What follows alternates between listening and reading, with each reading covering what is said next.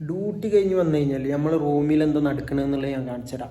മെയിനായിട്ട് ഫുഡാണ് ഒക്കെ ഒരു ഫോക്കസ് ചെയ്യൽ. അവിടെ സൗണ്ട് ഒക്കെ ഉണ്ട് കിച്ചണിൽ, ഞാൻ കാണിച്ചു തരാം. കിട്ടിയില്ല എന്നോ? അത് കുടുങ്ങി ഗൈസ്. ഡ്യൂട്ടി കഴിഞ്ഞ് വന്നാലുള്ള പരിപാടിയാണ് വരും രണ്ടാളത്. നോക്കി ഇതിൻ്റെ അപ്പുറം വേറൊന്നുണ്ട്.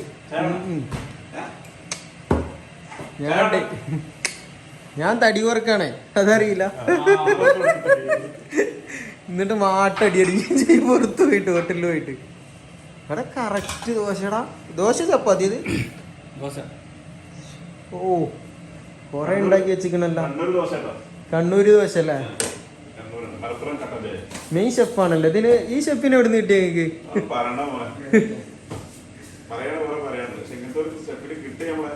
ഭാഗ്യം തന്നെയല്ലേ.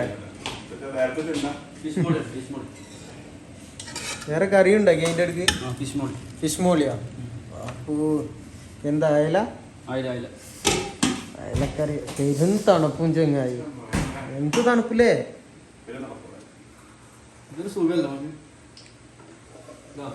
എടുത്തേ സിമ്പിളായിട്ട്. ദോശ ഇടാൻ അറിയാത്തവരുണ്ടെങ്കിൽ പഠിച്ചോ. ചെക്കന് മെയിനാണ് കേട്ടോ ദോശൻ്റെ.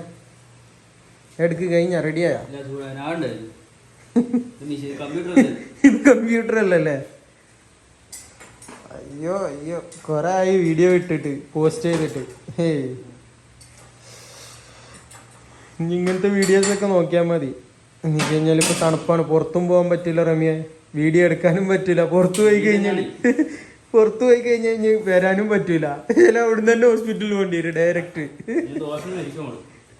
ഇനി ദോശ ഇങ്ങനത്തെ ഫുഡ് ഐറ്റംസ് വീഡിയോ ഉണ്ടാവും ഇതില്. എടുക്ക് റെഡി ആയിക്കണേ. എന്നിട്ട് ഓ മോന സെറ്റ് സാധനം മെയിനാട്ടാ.